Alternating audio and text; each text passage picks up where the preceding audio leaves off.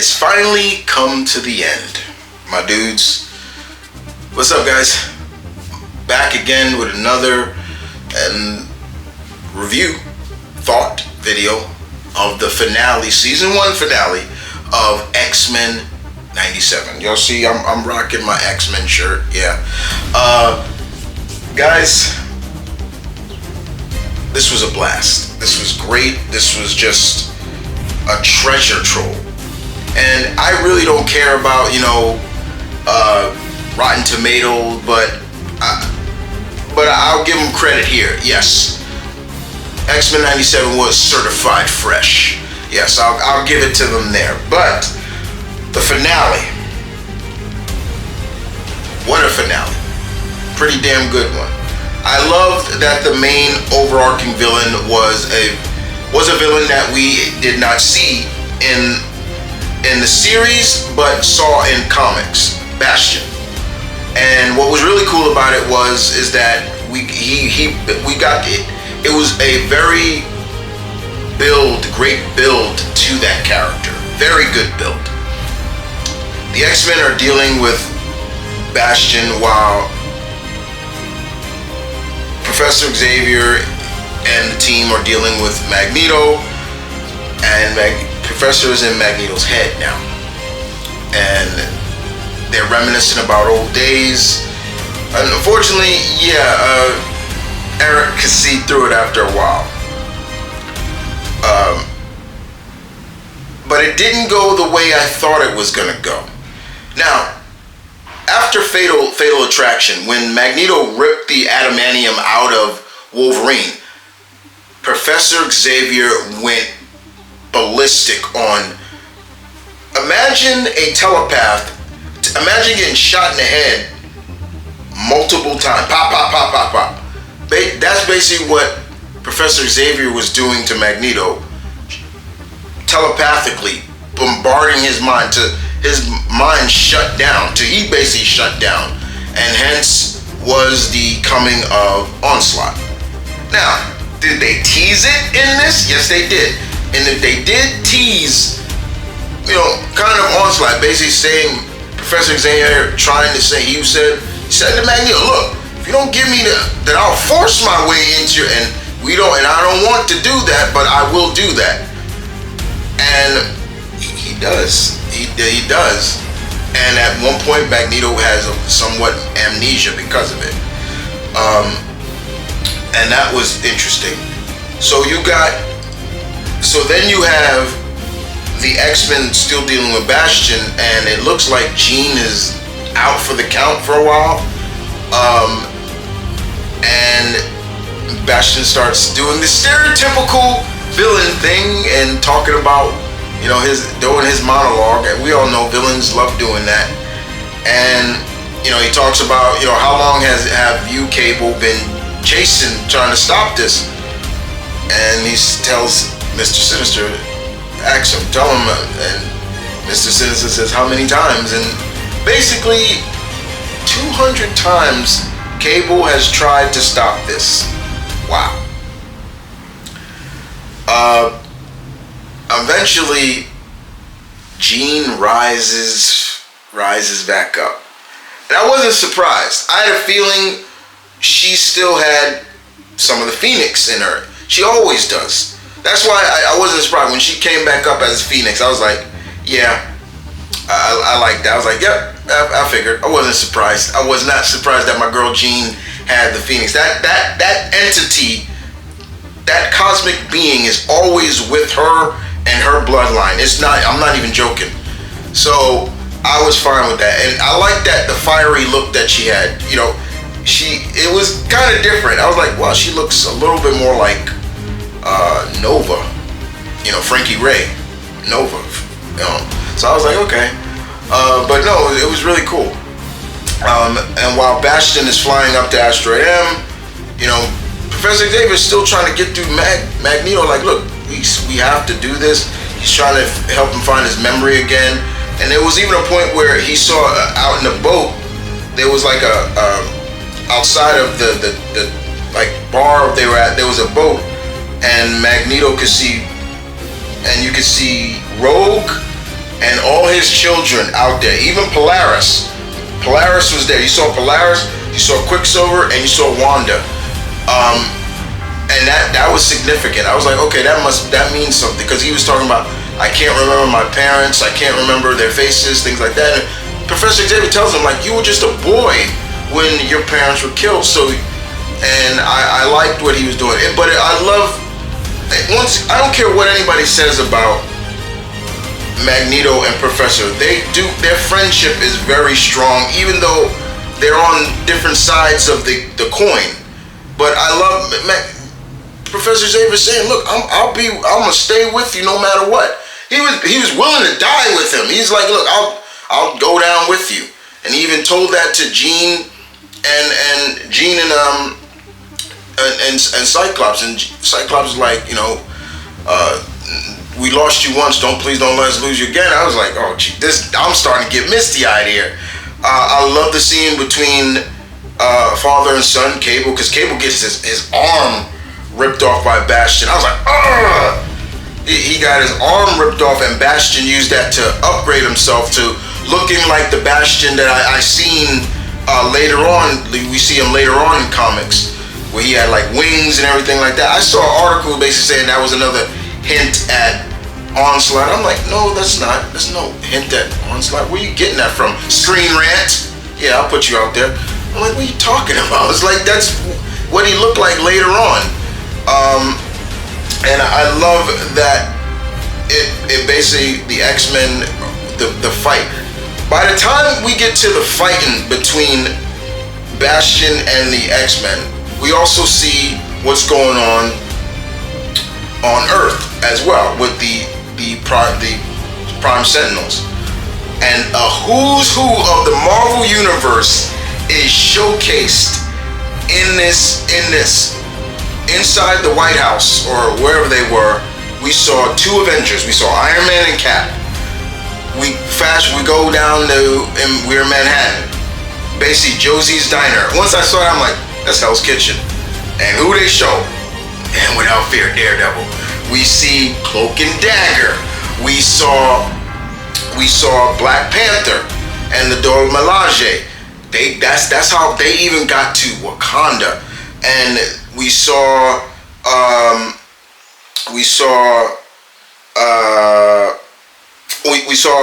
some members of Alpha Flight. We saw Puck, North Star, and his sister Aurora, and we saw Psylocke, and I'm forgetting that other woman. I think that was Omega Sentinel or something. I can't remember. And then of course, we saw, I guess, some version of the Crimson Guard. The Crimson Guard. We saw Omega Red, Crimson Dynamo, and Dark Star. And oh yeah, they showed Silver Samurai again. But then they also showed, later on, they showed this. Peter Parker with Flash Thompson and Mary Jane. Now, when I saw that, I'm like, this is key, because is this supposed to take place after or before? Because, and I was just having this conversation with a friend online. We were like, okay, is that Mary Jane, the real Mary Jane that's lost in, or is that the Hydro, the clone that Miles Warren created? That's the key right there. But whatever it is, some would say that's the real Mary Jane, and that basically that showcases that Peter and Madam Web found her again. So that was interesting. There was a lot of that. And it also was interesting is the Black Panther in this is not T'Challa, it's T'Chaka. He's still Black Panther, because you actually hear him speak with the president, and then Captain America says King T'Chaka. He does not say King T'Challa. So yeah, that threw me too. I was like, okay. And still, shouts out to Josh Keaton, because that's Josh Keaton as Captain America. Money's got range. Respect to Josh Keaton. So yeah, we see that. But the fight between, there was one more scene that actually nearly got me before I get to the whole battle scene. The fight. There's a scene where Cyclops is talking to Wolverine, who is either in a coma or he's trying to heal. And I love what Cyclops says, and almost, he didn't really say it, but you knew what he meant by it. Basically saying, do what you do best, heal. And I'm like, dude, if he had just said to Wolverine, I love you, bro, that'd got me even more. But it got me even still. For anybody who doesn't know what happened in Fatal Attraction, when Magneto ripped the adamantium out of Wolverine, he was in so much pain, his bones were shattered to a point Jean had to telepathically hold his bones in place. That's how bad. So his healing factors in such overdrive, that he was healing so rapidly slow. That's how bad he was. So it took some time for Logan to heal because of his healing factor was in overload. But here it's showcasing they did it a little differently. They turned some things around, but once the fight between Bastion and the X-Men, that was some damn good animation. I love when Bastion comes up. Here come my girl Rogue. I love the stop motion punch, just showing how strong she hit him. She said, his name was Remy. What? And you just see Bastion's face just crumbling. You gotta remember, people, Rogue in this time, she has Carol Danvers, Captain Marvel, her power set, her super strength, her flight. She doesn't have where she can throw the rays and stuff, but she can somewhat absorb hits pretty well. So you gotta also remember that. And you got Rogue fighting Bastion on the dark side of the moon. Which is really interesting because there is no dark side of the moon. But I love that they hinted that they were back on the moon. And Rogue's going ham. There was one point where she goes ham, and she almost pays homage to the Hulk. She goes boom right in it, and it was like a seismic slap. She goes, and I love how they cut it, where it went into this like the slow motion. She goes boom boom, and that was great. I thought, and then of course Bastion got a hold of her and trying to choke her out. And I love when the other X-Men came down. Everybody fighting Bastion got a moment to a degree. Even Jubilee, I love that. But even when Rogue was saved by Sunspot, and he called it by his name too. That was cool. See him, him say the name Sunspot. I was like, and to me, right there, we only got out not even 15% of what Roberto can do. That's why I've always said about Sunspot, I don't know why he's not classified as an Omega level mutant as well. Because if you look at his power set, what he can do, it's like, damn, like he's on another level too. It's not just him absorbing sunlight, and no, there's more to what he can do. But we only got a glimpse of what he can do. But I love that they gave him that moment. Jubilee got a moment. I loved it where Bastion's making fun of her, and she's like, oh yeah, okay. And he tries to cut her. She sidesteps it, and just I was loving that. And he cut her goggles. Cyclops gets a moment. He actually pulled off something out of it reminded me of something out of X-Men Children of the Atoms or all the Marvel vs. Capcom, where he he went ham with that. I love that. And there's even a point where Beast, Forge, and Storm and Jean they get on a Sentinel, they commandeer a Sentinel, and then of course I love Cyclops being the leader, basically saying like, look, we're not gonna do this, we're not gonna kill him or anything like that. We gotta do what we were trained to do. And I love that moment because that meant something. That meant a lot.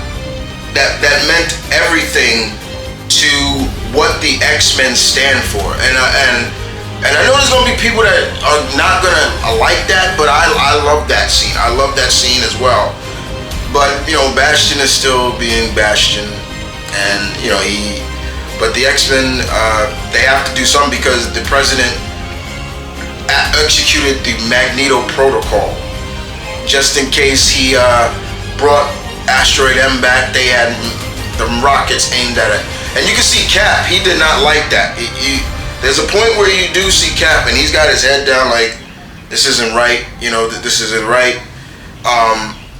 And I like that too, because it just shows you who Captain America is. I know everybody was making, saying, oh, he would, but no, that's Steve. He would not approve of that, and you got to see that.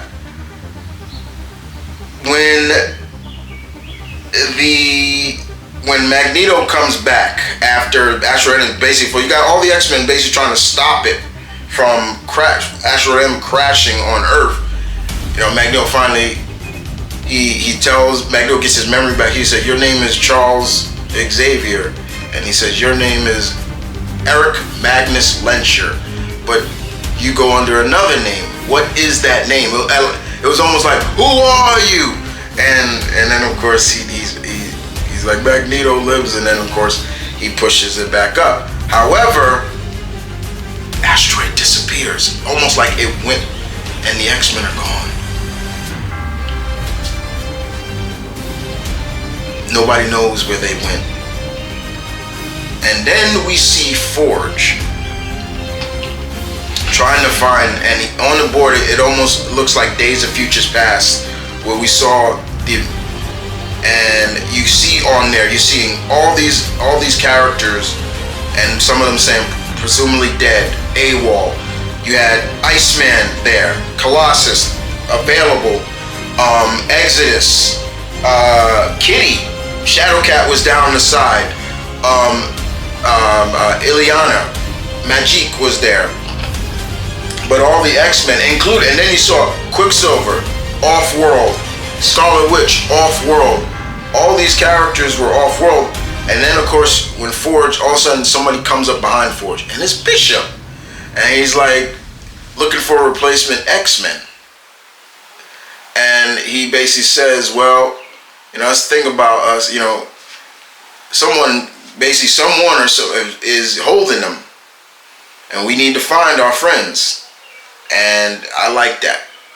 So honestly, what it also is proving there, I'll go right there. Honestly, it's proving there is that they're gonna go a little bit, probably with season 2. They're probably gonna have a replacement team with all those people that are available. So we're gonna see Colossus, Bobby, Magique probably, Kitty could finally, Shadowcat could be there. We'll see them be kind of replacement X-Men for a while the X-Men, and this is where it gets interesting. So the X-Men, they were in time. So Beast, Rogue, Nightcrawler, Professor Xavier, Magneto. Once I saw where Rogue was, and I didn't even have to, the music alone, I was like, she's in Egypt. But when? And once I saw 3000 BC, Egypt, I was like, yeah, Apocalypse. I was like, they're going to do Apocalypse again. And we see that. We see a young Apocalypse fighting these guards. I couldn't tell who they were. They looked like they had snake heads. And I'm forgetting which Egyptian god is a snake. But and then of course Professor used his name, and he says, who are you? What is your name? And I just said, I said, Unsabanor. And then he said, my name is Unsabanor. I was like, wow. We go to the future, 3980, I believe, AD, future. Jean, Cyclops are there, and they see a young Nathan, and that was cool too. And we don't see Storm. We don't see Storm or Wolverine. We don't know where they are. So that's going to be interesting too, to see where Storm and Wolverine went to. But we saw where some people went to, and I love that Beast he ended it with his "oh dear." I like that. That was cool. But that wasn't it. We get an end credit. Marvel in the end credits, people. We hear somebody talking on Genosha, talking about his children, so much pain, so much. You see the hand, and open up the hand, and inside the hand was a playing card, and all you see is the mouth, death. As soon as I saw that, I'm like, I fucking knew it. Here we go. So, and we all knew who that person was. It was Unsabanor himself, Apocalypse. Apocalypse is there. And so so here's what's going to happen. I'm telling you right now, mark my words. Apocalypse will return, and one of his new horsemen is going to be Gambit as Death. And if you don't know what Gambit looked like as the Horseman of Death, this is what he looked like. That's right. He looked kind of scary, don't he? Jet black, with white hair, red eyes. Yeah, he was creepy. Will they do? Will Apocalypse also be a part of bringing, Wolverine? Because Wolverine became a horseman of, I think he was Death or War, and that's how he got his adamantium back. But we don't know. But outside of that, yeah, it was. This was great. This is so good. Morph. Oh, yeah, we don't see Morph either. I don't know where Morph is. They didn't show Morph neither. But Morph, who did he morph into this? He morphed into Sauron and Mr. Fantastic. So yeah, again, Morph has been killing it with the changing, the shape shifting. It's great. This was great. This was just great, guys. I have no complaints. I want to thank everybody who worked on this series, and Marvel. I think you need to rethink Mr. Omeo and bring him back. Bring him back. Give him another chance, because I'm ready. And I know that Leon Zane, who voices Rogue, they've already started voicing for season 2. So yeah, I'm looking forward to it. But yeah, this is great. I know there's probably a lot of people that are sad that it's not leading into Onslaught. They teased it. They teased it more and more. I'm fine with it, but I'm cool with if they go in Apocalypse and we see his origin. That's cool, because Apocalypse is old. He's older than he looks, so we get to see him, which is great. I can't wait. Hopefully, this is just the start of reviving other animated Marvel shows from the 90s. Spider-Man's definitely got to be. They keep teasing that. That's no coincidence, in my opinion. Keep teasing Spider-Man. Yeah, let's go. I'm looking forward to it.